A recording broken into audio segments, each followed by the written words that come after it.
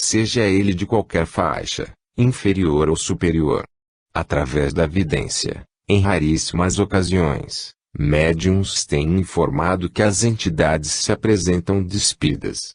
Em algumas sessões experimentais, espíritos se apresentaram sem roupas. Geralmente, os espíritos desencarnados trazem consigo os complementos de sua indumentária ou objeto de que fazem uso, habitualmente, em vida, como óculos, bengalas e adereços. Na obra Evolução em Dois Mundos, o espírito André Luiz observa que, em se tratando da aparência dos desencarnados, como roupas, calçados e peças protéticas, tudo é confeccionado por eles próprios, estejam eles em qualquer das faixas evolutivas do mundo espiritual. Entretanto, em algumas ocasiões, conforme declarações suas e de outros espíritos comunicantes, os produtos da criação são encontrados já fabricados, podendo ser utilizados por qualquer desencarnado que deles necessite, como alimentos, roupas, prédios etc. Na Revista Espírita número 8, de agosto de 1859, Allan Kardec comenta a respeito das roupagens com que os espíritos se revestem e se refere à capacidade que estes têm de mudar sua aparência com acessórios de toalete diversos. Cita ele, na oportunidade, duas aparições de que teve notícia, em que uma um cachimbo que produzia fumaça e a outra tomava pitadas de rapé, já citada anteriormente. Como sempre, há os que escarnecem daquilo que não podem ou não querem compreender. A presunção da maioria das pessoas de que tudo sabem, as leva a julgar que tais crenças são ridículas, pois nada existe após a morte, mas os testemunhos fornecidos espíritos se têm multiplicado através dos tempos. Em Cartas de um Morto-Vivo, o espírito Daviat, em diálogo com a médium Elsa Barker, declara: parecer-lhe absurdo se eu lhe disser que usamos roupa, tal qual como na terra, mas em menor quantidade. Ainda não vi malas, porém, é preciso que se note que ainda estou cá há pouco tempo. Mais tarde, o mesmo espírito retorna e acrescenta: uma das coisas que tornam este país muito interessante é a falta de convenções.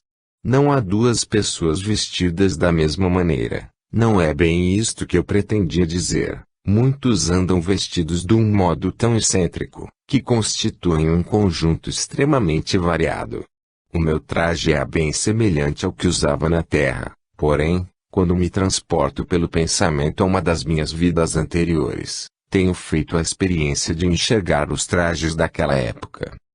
Reporta-se ele, então, ao caso da toga romana. Certa feita, encontrou um espírito de aspecto feminino vestido à grega. Curioso, perguntou onde tinha arranjado aquele traje. Respondeu que ela mesma confeccionara. Ainda neófito, o espírito Daviat indagou de que maneira e ela disse: ora essa, basta idealizar o modelo no meu espírito para logo ter à minha disposição. E coseu tudo, ponto por ponto. Não procedi da mesma maneira como teria feito na terra. Diante dessa explicação, tentou ele mesmo confeccionar uma toga romana para seu uso, mas não conseguiu, pois não se lembrava, de forma nenhuma, do modelo exato. Indagou, mais tarde, a seu mestre, de como vencer essa dificuldade. Este mostrou-lhe cuidadosamente o processo. Devia fixar o modelo e formá-lo nitidamente no meu espírito, vê-lo no meu íntimo e, em seguida, atrair, pelo poder do desejo, a matéria sutil do mundo do pensamento em torno do modelo, formando, assim, a toga. Assim procedeu o espírito Daviat e conseguiu confeccionar a toga. Por causa dessa vestimenta, um espírito recém-chegado à colônia julgou que ele fosse César, o imperador romano.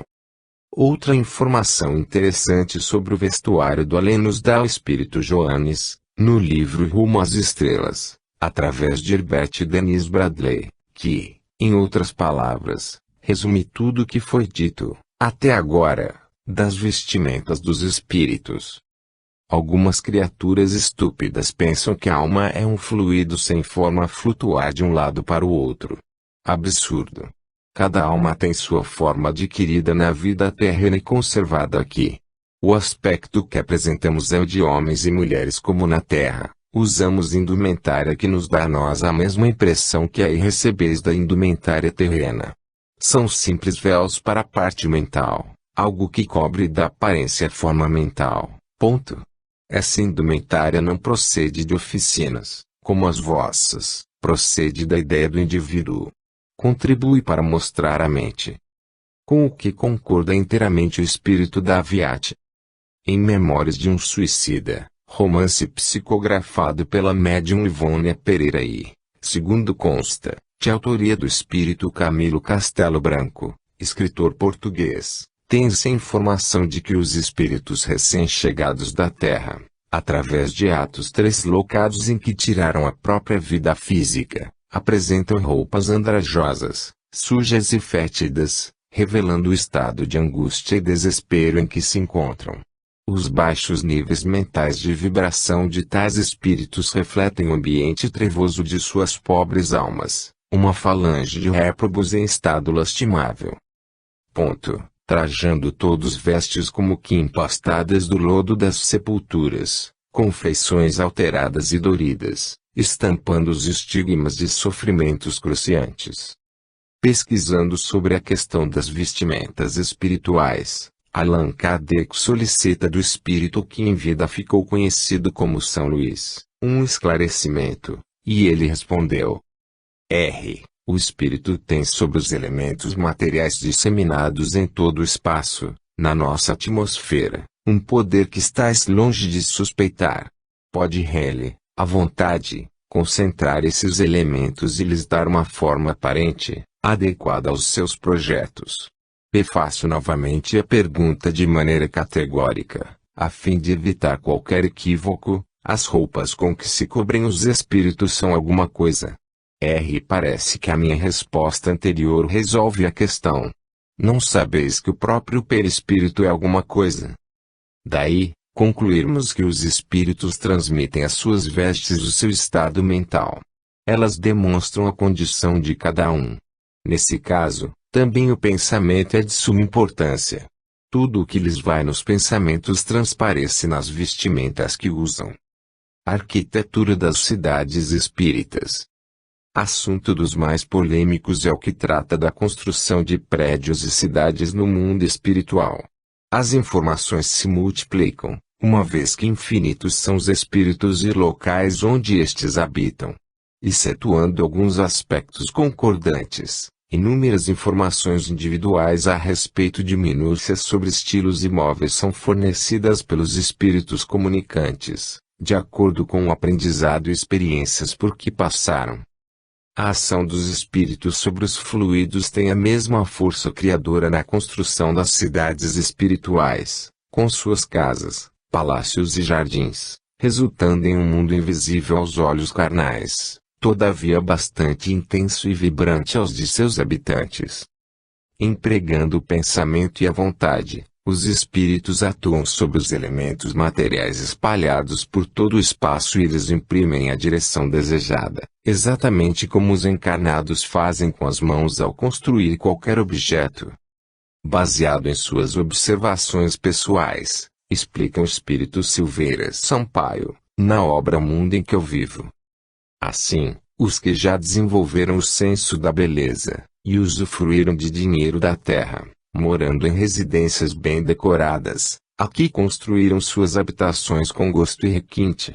Vestem-se com apuro e bom gosto, e procuram ocupar-se com tarefas intelectuais ou condizentes com sua maneira de ser. E aos que, ao contrário, tendo tido suas últimas encarnações na pobreza ou ocupando posições mais humildes na sociedade, constroem suas casas sobriamente, com poucas acomodações e procuram trabalhar nas ocupações mais modestas, que requerem menos esforço mental.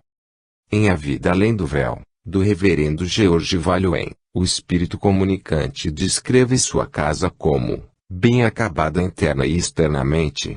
Dentro, possui banheiro, um salão de música e aparelhos registradores do nosso trabalho. É um edifício amplo. Segundo declarações do mundo espiritual, os tamanhos e tipos de imóveis variam de acordo com a importância do trabalho desempenhado pelos espíritos que os ocupam e segundo seus caracteres. Há, mesmo, verdadeiros palácios com grandes torres, altas abóbadas, grandes cúpulas e praças públicas ou reservadas.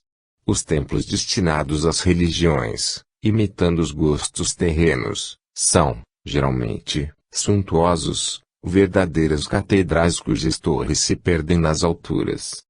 Em A Vida nos Mundos Invisíveis, o espírito Monsenhor Robert Hugo Benson se dedica a relatar como se processou a sua morte e as subsequentes viagens através de várias regiões do mundo espiritual. De suas experiências, oferece informações sobre os fascinantes aspectos da vida dos espíritos. Sobre a estrutura das cidades espirituais e estruturas das moradias, diz ele. Ao nos aproximarmos da cidade, foi possível avaliar a sua enorme extensão. Nem preciso dizer que era totalmente diversa de tudo que jamais víramos. Consistia de grande número de majestosos edifícios, rodeados de magníficos jardins e árvores, onde brilhavam, aqui e acolá, espelhos de água, límpida como cristal, refletindo, além das cores já conhecidas na Terra, outras 1000 tonalidades jamais vistas.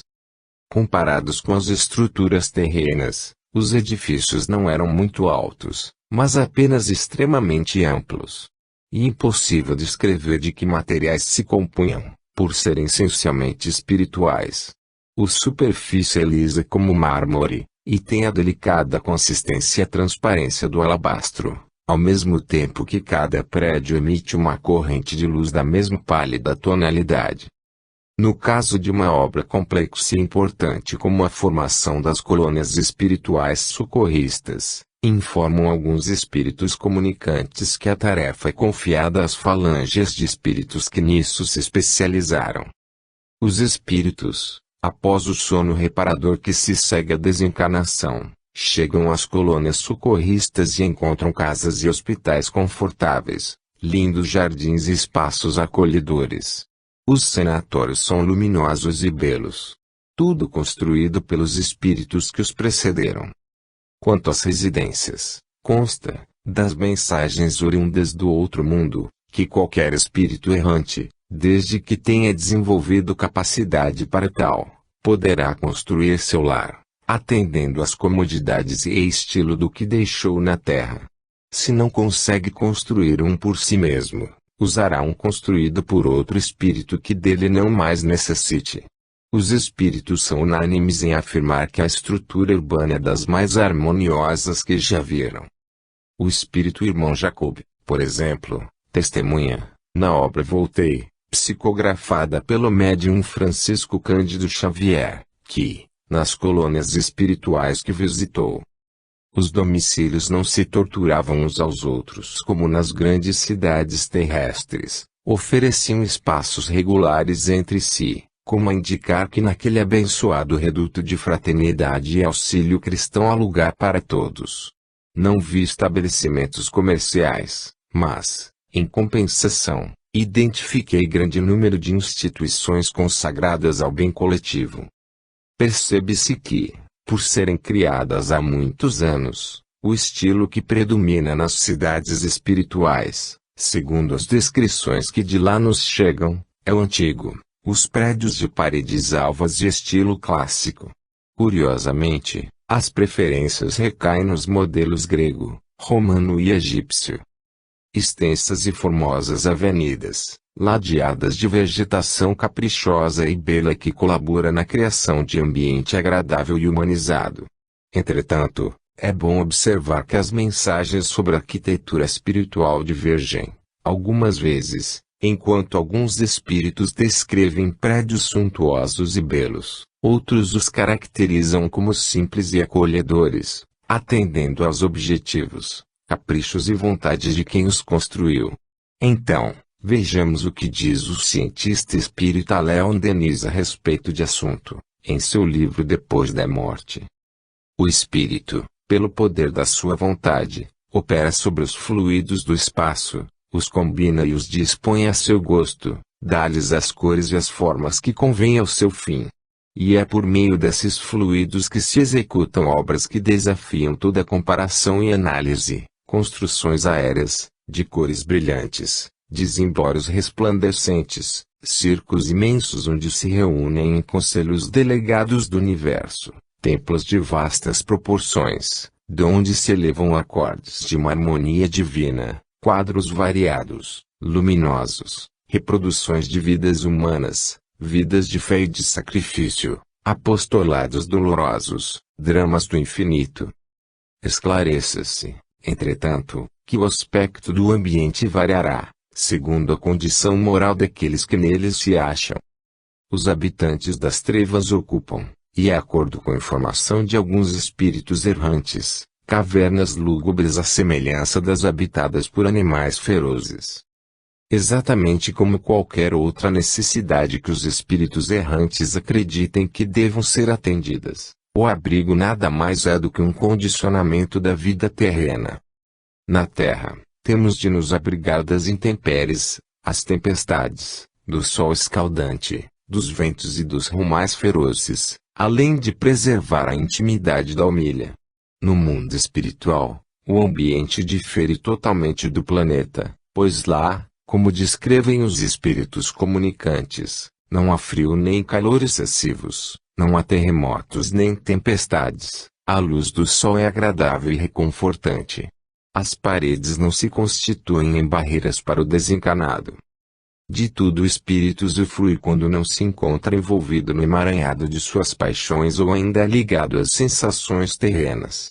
Daí concluirmos que os espíritos superiores, tendo superado essa fase, não mais precisam de qualquer habitação para seu uso exclusivo ou de seus familiares. 6. Organização social, política e administrativa das cidades espirituais. Onde há agrupamentos de indivíduos, impõe-se o estabelecimento de uma estrutura organizacional, onde as pessoas se orientem dentro da coletividade de que fazem parte. E esses padrões sociais são levados para o além, por espíritos ainda ligados à sociedade terrestre que, por esse motivo, anseiam por um referencial comunitário.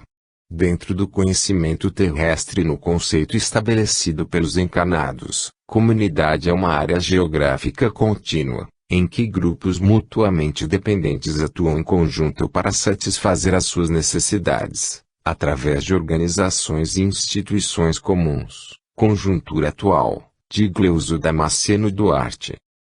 O mesmo conceito se aplica às colônias do mundo espiritual, com a diferença que, neste, é muito difícil, se não impossível, definir os seus limites.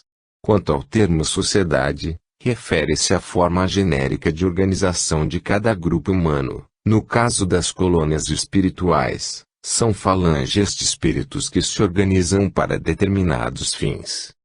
No entendimento dos espíritos, devido à vastidão do mundo espiritual, não se poderia, de nenhuma forma, entender que as cidades espirituais se constituíssem em comunidades acéfalas. É certo que haja uma organização administrativa proporcional às suas complexidades e exigências, mesmo que as necessidades não sejam exatamente as mesmas, tendo como elemento básico, o pensamento. Sabem eles que a sociedade espiritual próxima à crosta terrena longe está de uma utopia em qualidade. O que há, na realidade, é um grande esforço da parte dos espíritos de boa vontade, para ajudar os espíritos mais atrasados na sua caminhada evolutiva. A população das colônias espirituais está dividida em assistentes e assistidos, administradores e administrados, etc. Geralmente são comunidades heterogêneas. Adultos, crianças, jovens, velhos, mulheres e homens convivem e trabalham conjuntamente.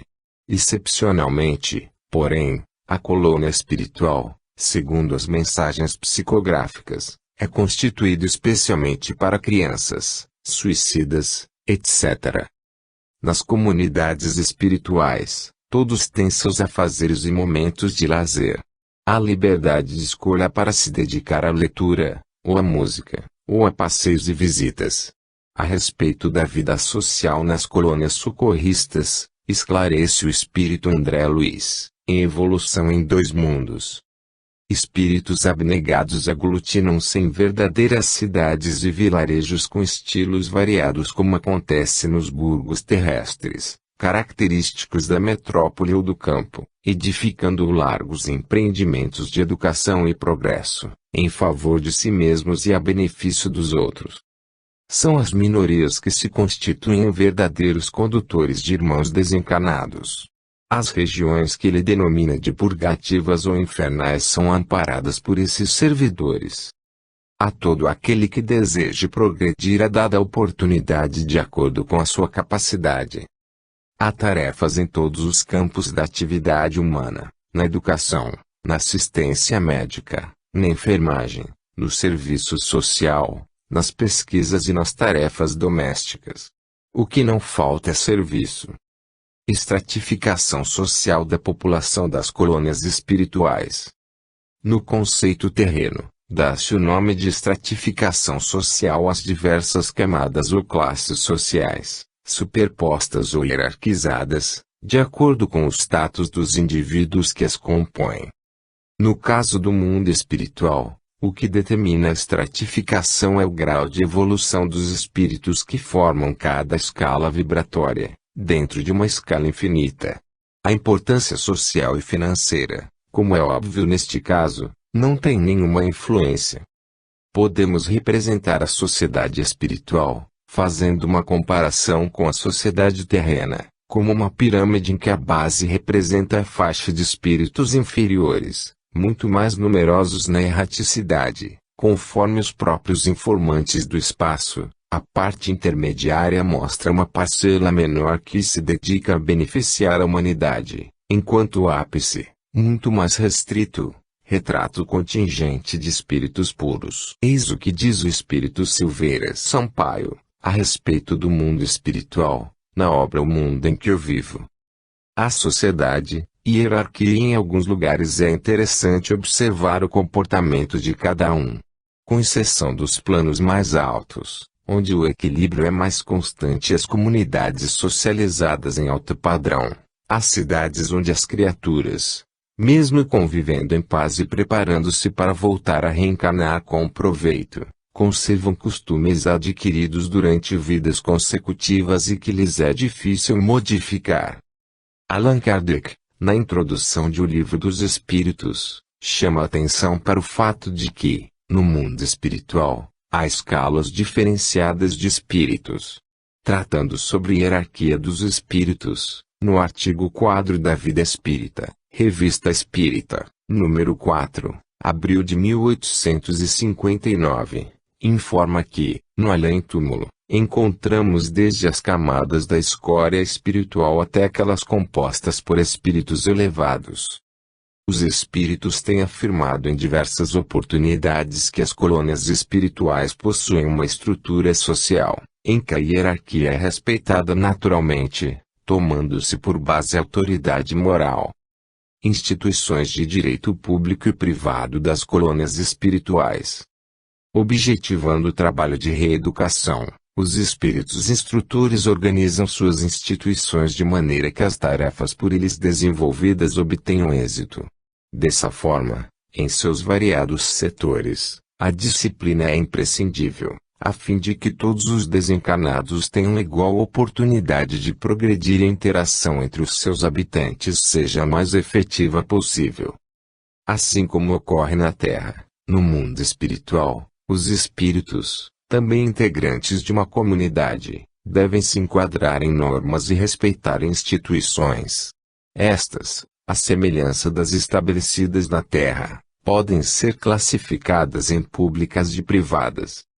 Seriam classificadas como públicas o governo, com seus ministérios, departamentos, centros de estudos, bibliotecas, hospitais e outras não menos importantes para o desenvolvimento da vida nas colônias espirituais. De direito privado assume importância maior a família. Na vida de cada indivíduo, A família é considerada o grupo social mais importante, tanto no plano físico como no plano extrafísico. Isso devido às funções que a mesma desempenha. No plano material, função procriadora, que garante a propagação e perpetuação da espécie, possibilitando a realização biológica e psíquica do casal, no desempenho da maternidade e da paternidade. Função educadora, que procura desenvolver o indivíduo física, psíquica e socialmente através de longos e contínuos cuidados. Função econômica, através da qual os membros são providos de subsistência e conforto. No plano espiritual, função educadora, que possibilita ao encarnado a oportunidade de evolver e se reeducar. No plano físico, a equipe doméstica atende, geralmente, à consanguinidade, e, algumas vezes, ao sistema de parentesco que abrange, além dos consanguíneos, os afins, ligados ao grupo pelo casamento, e, ainda, os adotivos. Esclareça-se, entretanto, que os laços de parentesco se estendem ao mundo espiritual.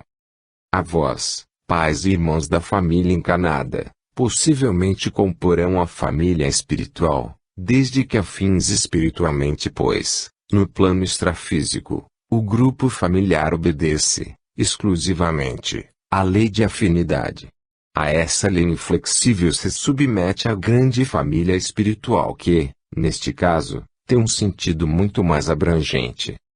Swedenborg já citara, em suas obras, as comunidades agrupadas por costumes, hábitos, crenças e nacionalidades. Assim, ele vislumbrou sociedade de holandeses, de protestantes e outras bastante sectárias. Afirmou ele que tais comunidades estão de tal maneira condicionadas à vida material anterior que não admitem mudanças. Sobre o mesmo assunto, informa o espírito André Luiz, em Evolução em Dois Mundos. Por isso mesmo, na esfera seguinte à condição humana, temos notícias do espaço das nações, com as suas comunidades, idiomas, experiências e inclinações, inclusive organizações religiosas típicas, juntos das quais funcionam missionários de libertação mental, operando com caridade e discrição para que as ideias renovadoras se expandam sem dilaceração e sem choque. Em nosso lar, este mesmo espírito nos fala sobre a organização doméstica encarnada, em seu sentido mais restrito. O lar é o sagrado vértice onde o homem e a mulher se encontram para o entendimento indispensável.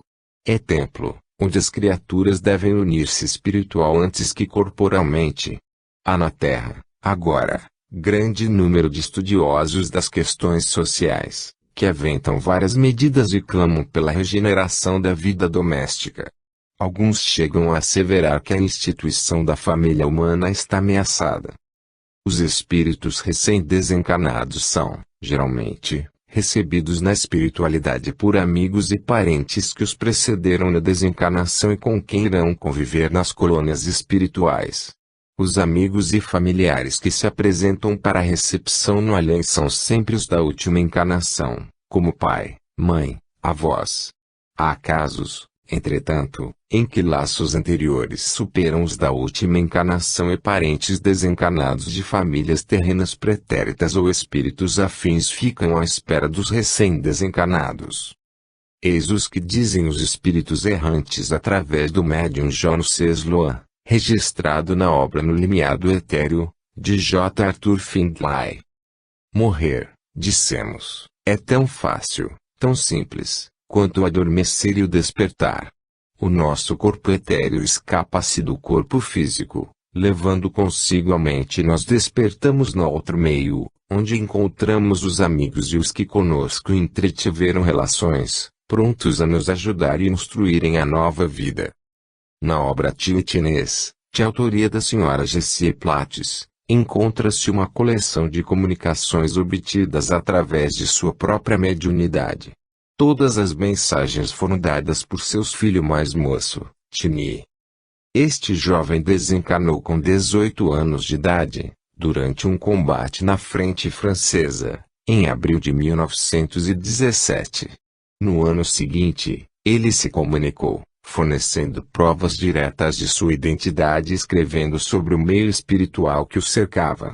Em certa ocasião, relatou o seguinte: algumas vezes, os espíritos desencarnados, ao se acharem sós num meio desconhecido, são tomados de grande pavor, mas isso só se dá com os que em vida foram profundamente egoístas e nunca dirigiram o seu pensamento a Deus. Contudo, em chegando o momento, esses espíritos são ajudados e animados, à sua vez, por seus espíritos guias, mas preciso lhes é, primeiro, adquirirem uma espiritualidade suficiente, para se acharem em condições de perceber os espíritos guias. Quando, entre os espíritos recém-chegados, há os que se encontrem ligados por vivas afeições a outros espíritos desencarnados algum tempo antes, estes últimos lhes acorrem ao encontro, antes que passem pela fase do sono reparador. Não se pode imaginar ventura maior do que a desses encontros no meio espiritual, após longas separações que parecem definitivas. Se bem que os espíritos saibam que terão de se separar, ainda por certo tempo, não o lamentam, por estarem cientes de que estas separações já não serão iguais às anteriores. E, quando os espíritos recém-chegados despertam do sono reparador, seus guias intervêm para informá-los do adestramento espiritual que a cada um se acha reservado. A vida em família, por conseguinte, em ambos os planos, é considerado o melhor meio para reeducar o espírito, pois, só através dessa instituição, é possível promover um encontro efetivo de espíritos que necessitam de provar e expiar conjuntamente. Por isso, os espíritos errantes, no intervalo das encarnações, são estimulados a participar da vida doméstica, a fim de se condicionarem ao convívio do lar e fortalecerem os laços familiares. Como foi dito anteriormente, no sistema familiar das comunidades espirituais, a família é formada, exclusivamente, pela lei de afinidade. Observa-se, entretanto, que as designações pai, mãe e filho continuam a ser utilizadas no cotidiano das colônias espirituais. O espírito com características femininas é apresentado como elemento de grande valor na integração dos componentes da família. É geralmente a mãe, ou a avó, ou a esposa, que resgata os filhos, netos ou esposos das zonas inferiores onde se encontram após a desencarnação. É de se estranhar que esses rótulos e características sexuais continuem a ser utilizados no mundo espiritual, uma vez que, conforme os espíritos codificadores informaram Allan Kardec na pergunta 200 de O Livro dos Espíritos, os espíritos desencarnados não têm sexo. Os espíritos têm sexo. Não como entendeis, porque os sexos dependem da constituição orgânica. Há entre eles amor e simpatia, mas baseados na afinidade dos sentimentos. Na verdade, do que se depreende das mensagens do além, o espírito feminino assume numerosas obrigações nas colônias, tanto na esfera doméstica, como na enfermagem, no ensino, no serviço assistencial e em outros setores importantes. A eles são entregues uma das tarefas mais nobres do mundo espiritual, que é cuidar das crianças, cujas mães ainda se encontram na Terra. De acordo com mensagens oriundas dos mensageiros espirituais, espíritos aquedutam, como seus, os filhos de outros espíritos que não têm condições de desempenhar suas tarefas. Temos notícias de que muitos casamentos, antes que se efetivem na Terra, foram planejados no espaço.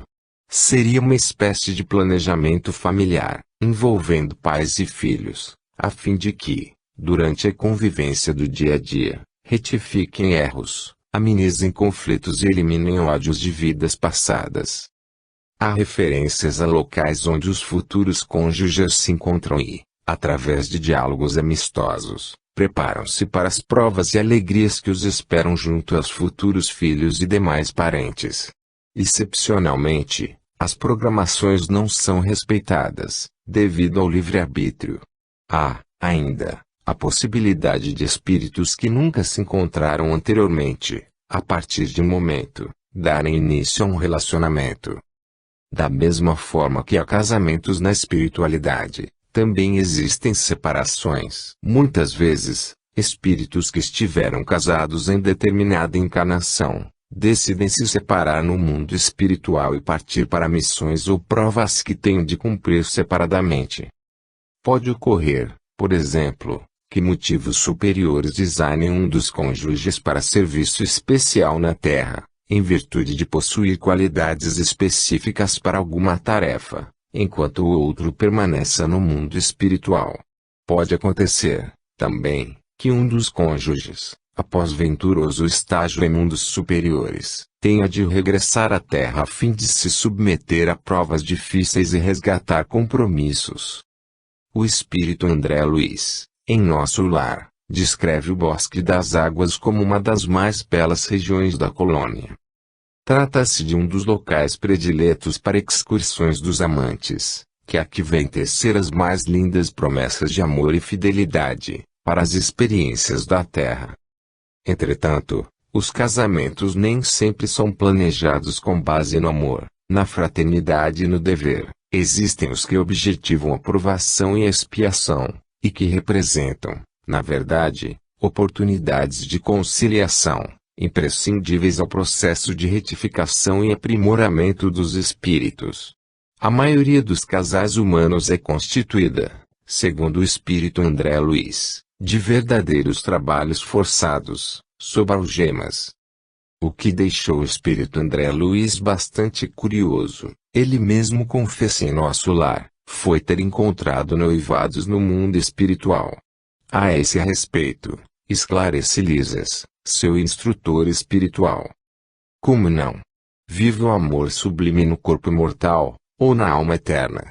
Lá, no círculo terrestre, meu caro, o amor é uma espécie de ouro abafado nas pedras brutas.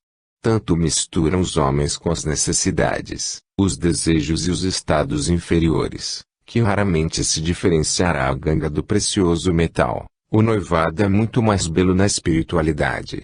Não existem véus de ilusão a obscurecer-nos o olhar. Somos o que somos. No entender do espírito Silveira Sampaio, cada encarnação é, para o reencarnante, como ir a uma guerra.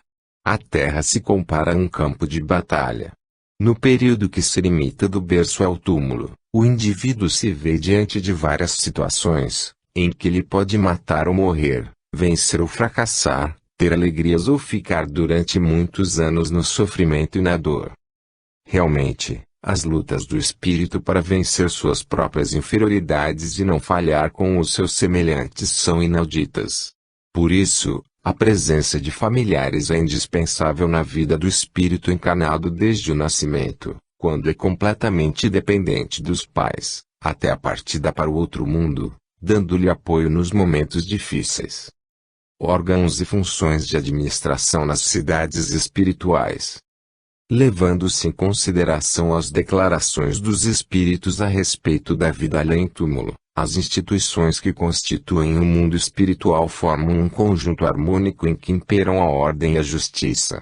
É uma sociedade harmônica a que o espírito desencarnado tem dificuldade de se adaptar, devido ao condicionamento do plano físico. Na verdade, as colônias espirituais se destinam aos recém-chegados da Terra, para que eles encontrem uma base que lhes ofereça um ambiente não muito diferente daquele onde habitava. Em A Vida Além do Véu, o capítulo 4 é todo dedicado à cidade e os domínios de Castrel. Este espírito exerce a função de governador desta comunidade espiritual e analisa, juntamente com seus prepostos, os relatórios acerca do progresso deste ou daquele setor administrativo da colônia. Por coordenar de maneira eficiente um grande distrito, é chamado, também, de supergovernador. Com os livros do espírito André Luiz, temos um quadro da vida espírita que nada fica a dever à sociedade terrena. Quase não há mudanças e as preocupações rotineiras e burocráticas continuam nas colônias, exceto pela disciplina e solidariedade que prevalecem no dia a dia de seus habitantes. Geralmente, os espíritos trabalham em equipe. Os grupos de trabalho são divididos em ministérios, departamentos, caravanas e turmas. Temos, segundo informações dos autores espirituais, ministérios da comunicação, do auxílio, do esclarecimento, da regeneração, da união divina, da encarnação e da elevação, com seus ministros e respectivos funcionários. Subordinados aos ministérios, estão os departamentos da esperança, hospitalar, de vigilância, auxiliar e outros. Há, ainda, referências às turmas, de vigilância, de higiene, e às caravanas, socorristas de estudo. Toda essa estrutura é ligada à governadoria, que é o órgão diretivo. A autoridade maior, algumas vezes representada por um governador, ou supergovernador, apresenta-se, periodicamente, aos habitantes das colônias para orientar ou instruir através de palestras, para conferenciar com seus auxiliares, com os ministros e trabalhadores. O cargo de governador não é vitalício, embora seja exercido por período bastante longo. O espírito André Luiz, no livro Nosso Lar, refere-se a um ex-governador nos seguintes termos: o ex-governador era talvez demasiado tolerante. Entretanto, a supervisão geral das colônias que circundam a Terra é atribuída a Jesus Cristo por vários mensageiros espirituais. Ele não é visto pelos espíritos, mas é descrito como uma luz, uma força.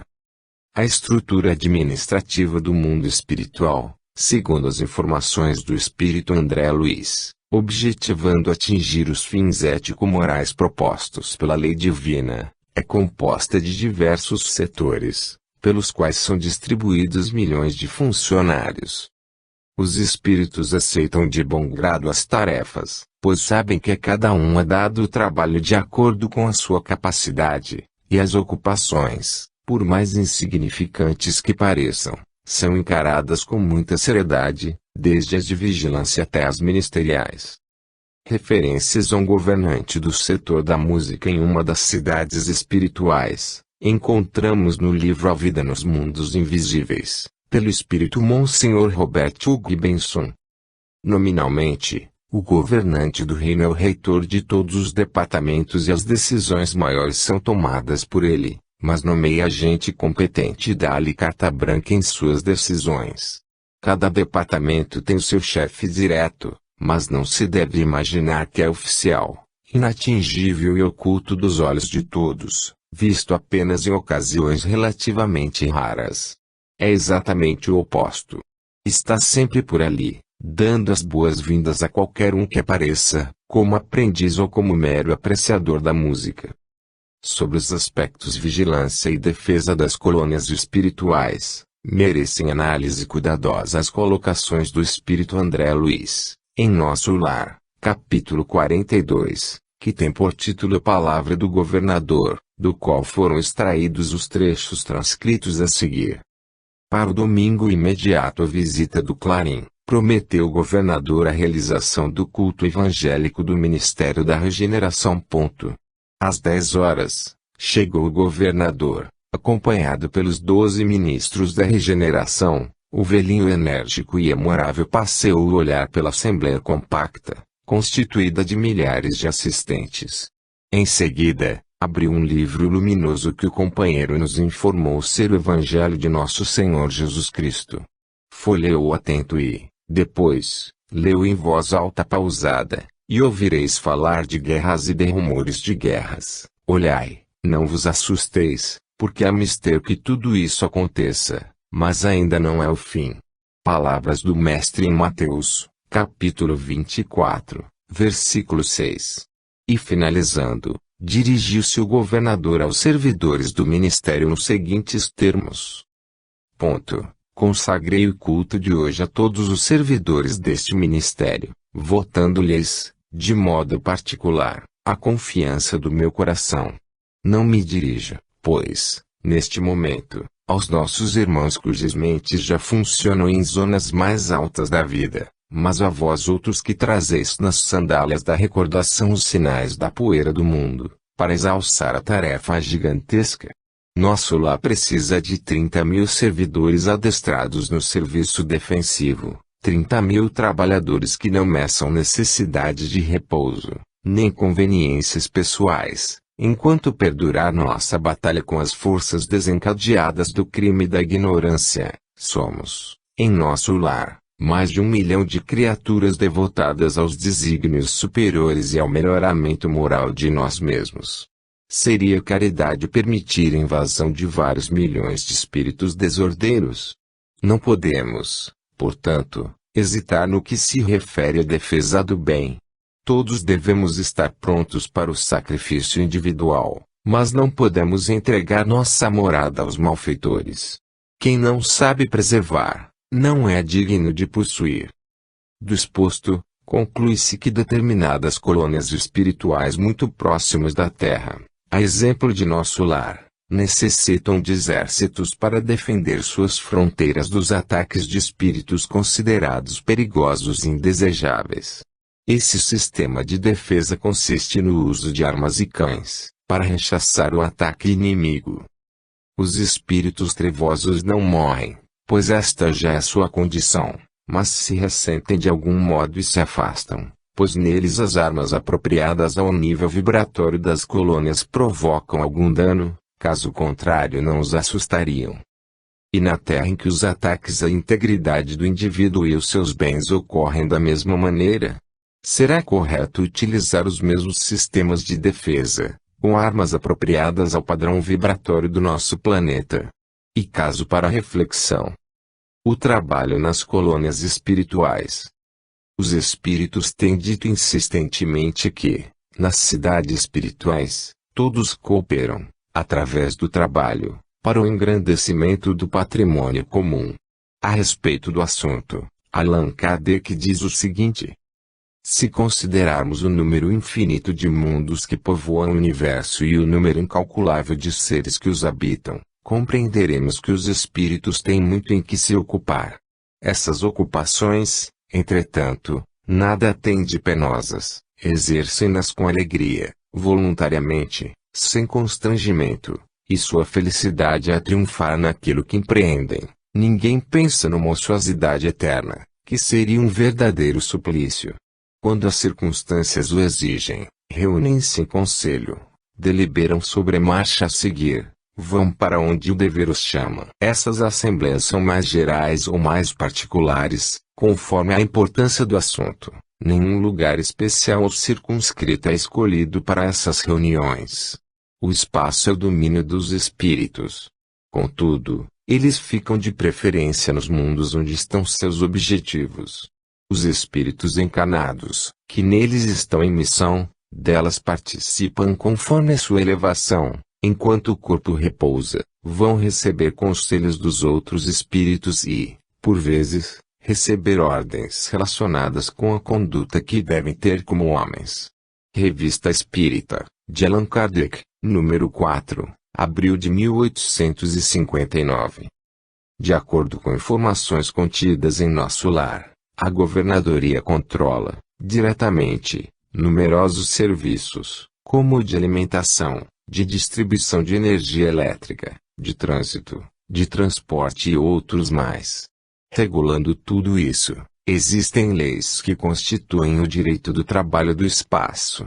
As leis trabalhistas são cumpridas rigorosamente, dentro do período de dias, semanas, meses e anos, exatamente como ocorre na Terra. Existem horas de almoço, hora da prece coletiva ao cair do crepúsculo, noites etc. Segundo André Luiz, a jornada de trabalho nas colônias é, em geral, de 48 horas a, excepcionalmente, 72 horas semanais, ou seja, 8 ou 12 horas diárias, respectivamente. Os programas de trabalho, porém, são numerosos e a Governadoria permite 4 horas de esforço extraordinário, aos que desejam colaborar no trabalho comum, de boa vontade. Entretanto, todos os trabalhadores da colônia Nosso Lar devem dar ponto, no mínimo, 8 horas de serviço útil, nas 24 horas de que o dia se constitui. Isso perfaz uma semana de trabalho de 6 dias. O espírito que ofereceu, até agora, Pormenores sobre a vida nas colônias foi André Luiz, seguido pelo espírito Monsenhor Roberto Hugo Benson. Ambos fornecem informações que coincidem em vários pontos. Este último chega a declarar que, realmente, fez questão de só dar as suas mensagens quando pudesse fornecer as maiores minúcias possíveis. Quanto às suas narrativas, esclarece que, embora bastante rica, ela deve ter ocorrido em não mais que alguns minutos do tempo terrestre. Nas leis trabalhistas do espaço, decorrida uma semana ou jornada de trabalho, o descanso é rigorosamente observado. O governador da colônia Nosso Lar nunca dorme nem repousa, mas, segundo o espírito André Luiz, concede férias aos espíritos trabalhadores. O repouso semanal, como acontece na Terra, coincide, geralmente, com os domingos. Vejamos o que nos informa o livro Além da Morte, psicografado pelo médium Divaldo Pereira Franco, no diálogo entre os espíritos Adrião e Otília Gonçalves. Hoje é domingo e encontro-me com o saldo de horas livres. Desejo oferecê-las a você e acredito que seriam de utilidade se as pudéssemos aproveitar numa pequena caminhada até o parque de repouso. Fala de Adrião. Momentos depois, estávamos em plena rua. O movimento fazia lembrar o das zonas residenciais da Terra, nos dias de repouso comercial. O que se conclui é que, no mundo espiritual, nada existe sem preço. Para receber é indispensável dar algo em troca, lei de causa e efeito. Nos trabalhos sacrificiais, as horas de serviço são contadas em dobro ou, muitas vezes, em triplo. De tal importância é a função maternal que, se um determinado lar se dedica à adoção de crianças órfãs espiritualmente, essa família, além de contar as horas trabalhadas em dobro, fica dispensada das tarefas externas. A respeito dos trabalhos sacrificiais e do repouso no mundo espiritual, esclarecem os espíritos codificadores Allan Kardec, na pergunta de número 254. Os espíritos experimentam a fadiga e a necessidade do repouso.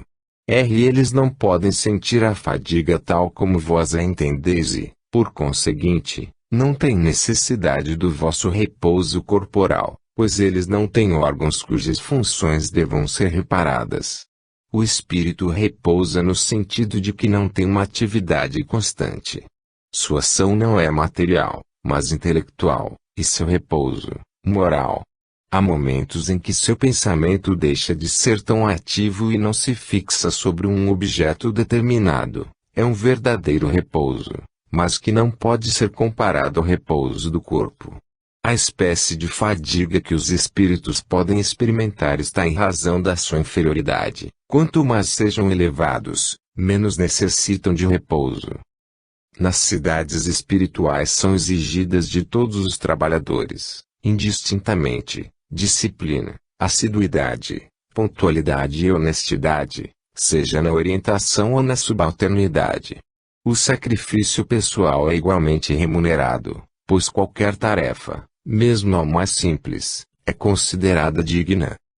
Nas colônias, um dos mais valiosos instrumentos de reabilitação do espírito é o trabalho, utilizado, também, como terapia ocupacional.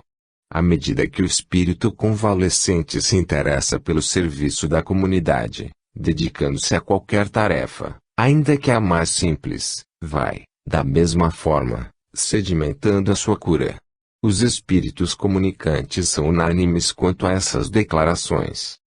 Em A Vida Além do Véu, de George Valois, encontramos a seguinte explicação: o nosso trabalho, na casa ou colônia a que ora pertenço, é dedicado a esses espíritos em progresso, como também aos da Terra.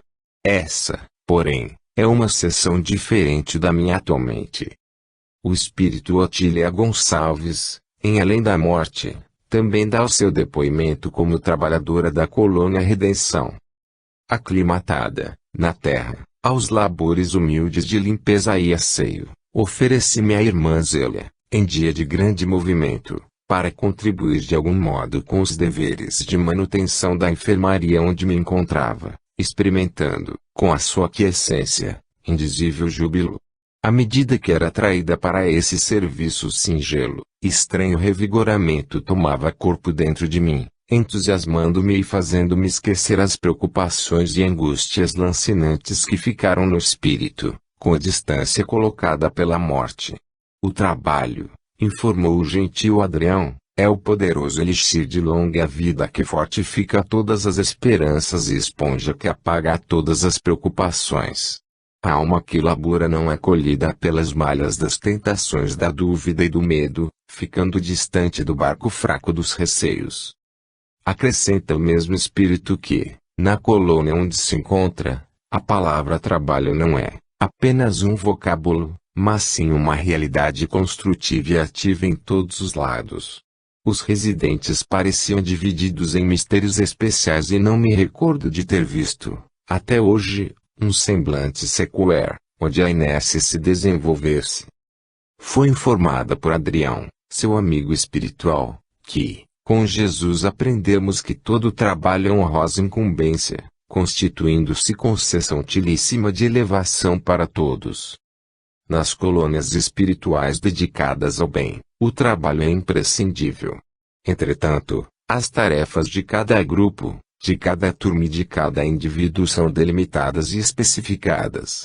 Os espíritos cumprem as tarefas de que foram incumbidos com indizível júbilo, cientes de que o trabalho é o único meio de alcançar a felicidade plena. Assim, todos trabalham e cumprem, disciplinadamente, as suas obrigações, excetuando os hospitalizados e convalescentes. Os hospitalizados estão, muitas vezes, semi-inconscientes, e os convalescentes, em fase de observação.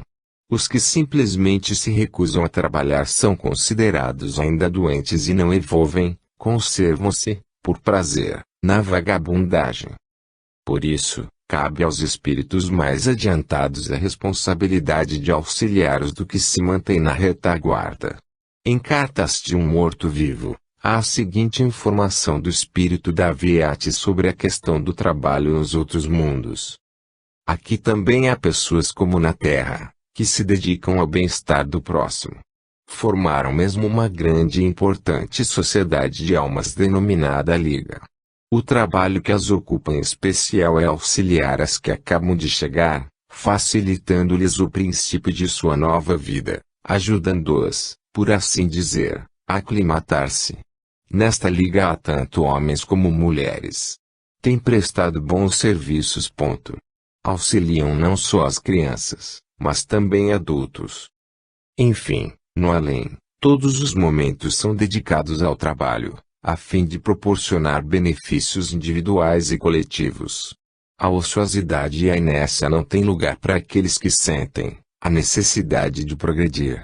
Só a dedicação abnegada ao bem-estar geral faz com que se ascenda aos planos superiores. Todavia aqueles que persistirem na indolência e inutilidade, mais cedo ou mais tarde, lá também chegarão, pela dor. Educação, instrução e lazer no mundo espiritual. Já sabemos que o mundo espiritual não é um local onde se vive em uma condição de êxtase, onde o espírito errante ficará, perpetuamente, voltado para as coisas imateriais e vagas, como lhe foi ensinado pelas religiões. Nesse mundo não se sofre a fadiga corporal nem mental, mas isso não quer dizer que as ocupações sejam ininterruptas. Há tarefas consideradas leves do que proporcionam verdadeiro prazer aos espíritos. Nas colônias espirituais, a reeducação e a instrução são indispensáveis. Os centros de estudo oferecem várias formas de recreação e lazer.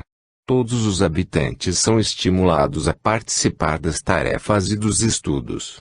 Os espíritos mais evoluídos recebem o cargo de mestre ou instrutor. Qualquer espírito errante pode continuar, no mundo espiritual, as tarefas e os estudos interrompidos pela desencarnação desde que, assim, o deseje. Arthur Conan Doyle, em sua obra A História do Espiritismo, transcreve a mensagem registrada em outro livro intitulado O Caso de Lester Coltman, de Lilian Albrook, bastante elucidativa sobre a continuidade das obras dos indivíduos após a morte física.